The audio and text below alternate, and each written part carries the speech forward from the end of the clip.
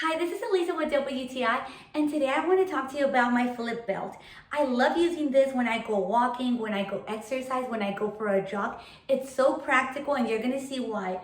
Right now, I have to bring my car keys with me and my home keys, so we're going to store them on this side. Then, of course, I might stop for a bite afterwards, so I'm going to bring my Invisalign case. So I'll be storing this here. Let me see, right here, we got it.